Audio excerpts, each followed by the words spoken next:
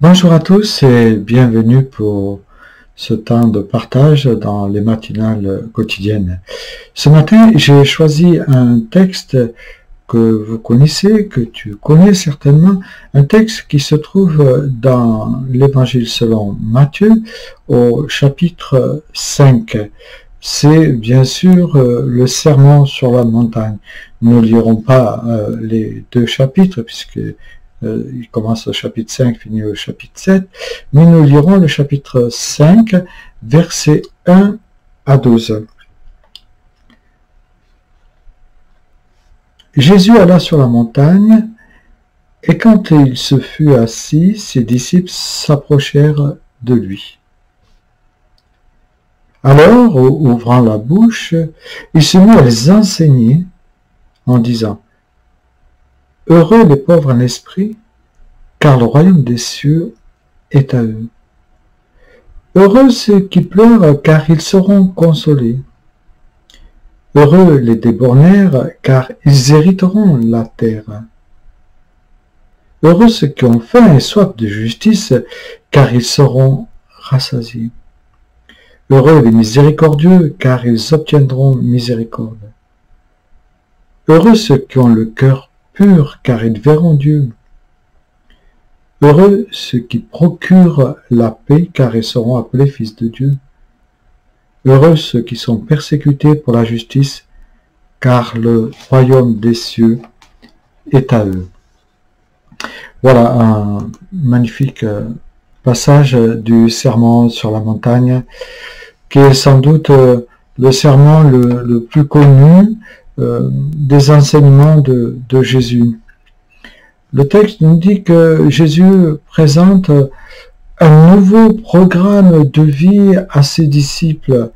C'est ce nouveau programme qu'il leur propose et qu'ils interpellent parce que ça les prend à contresens de ce qu'ils avaient l'habitude d'entendre, de voir et de faire.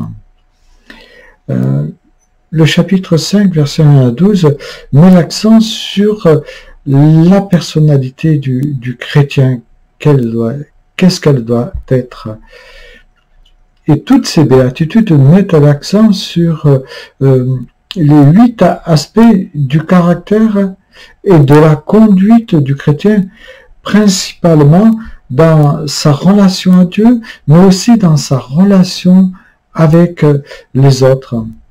Et il nous parle de bénédiction qui repose sur ceux qui manifestent les signes du royaume. Et le verset 13 à 6 parle de l'influence du chrétien, un peu plus loin, le 17 à 48, la justice du chrétien, etc., jusqu'au chapitre 7. Certains ont pensé, ou même certains pensent encore, que ce passage, ce sont des simplement un idéal noble que Jésus a présenté. En tout cas, beaucoup disent que ce qui est écrit, c'est irréalisable, c'est utopique, c'est un monde de bisounours dans lequel on pourrait vivre. Pourtant, quand on s'arrête, quand on regarde la simplicité du vocabulaire, mais aussi la profondeur du contenu, on peut être attiré par ce que l'on lit, par ce que l'on saisit, comprend. Ce texte a attiré, je dois dire aussi, l'attention de toutes les générations qui nous ont précédés, notre génération d'aujourd'hui, chrétienne ou non, mais aussi les générations à venir. Et elles vont être attirées par le contenu de ce passage. Même Gandhi en a parlé. Toutes ces béatitudes sont introduites par cette formule « heureux » et suivi de 8 de chacune d'elles, puisqu'il y en a 8, sont suivis de bénédictions promises à ceux qui le pratiquent. La bénédiction accordée entraîne un bien-être. Le terme heureux correspond à l'hébreu shalom. C'est un concept qui englobe la paix, qui englobe l'harmonie, avec le monde, si j'ose dire, matériel, mais aussi spirituel. C'est un concept qui nous met la joie et qui nous promet des jours heureux, en fait, quelque part. Mais quand on s'arrête sur le premier terme, heureux les pauvres en esprit, c'est-à-dire ceux qui se croient pas spirituellement plus spirituels que les autres, hein, ceux qui sont humbles, en fait. Et il est dit que le royaume des cieux est à eux. Heureux ceux qui pleurent, parce qu'ils seront consolés. Et bien sûr, la vie chrétienne n'est pas toujours faite d'eau plate. Et parfois, on peut pleurer dans la vie parce qu'on a vécu quelque chose d'injuste ou on a subi une injustice. Et Dieu nous dit heureux parce qu'il sera là pour nous consoler. Et il peut nous comprendre parce que lui-même a vécu ces injustices. Heureux les débonnaires, hein, parce qu'ils hériteront la terre. Les débonnaires, ce sont ceux qui aiment et veulent la paix. Hein, et ce sont à cela que Dieu offrira, on va dire, la terre. Heureux ceux qui ont faim et soif de justice, car ils seront consolés. Et donc, oui, le chrétien doit avoir soif de justice, il doit élever sa voix contre l'injustice, protéger le faible, protéger celui qui ne peut pas se défendre. Et le texte nous dit, ils seront rassasiés parce que Dieu viendra leur dire que ce qu'ils font, c'est juste et c'est bon pour ceux qui sont dans cette situation-là. Heureux les miséricordieux, car ils obtiendront miséricorde. Oui, Dieu nous a fait miséricorde et il nous invite tout simplement, nous aussi, à faire miséricorde à ceux et celles que nous croisons, à ceux et celles que nous rencontrons, à ceux et celles que nous côtoyons. Et puis heureux ceux qui ont le cœur pur, car ils verront Dieu. Avoir un cœur pur est quelque chose d'important aux yeux de Dieu.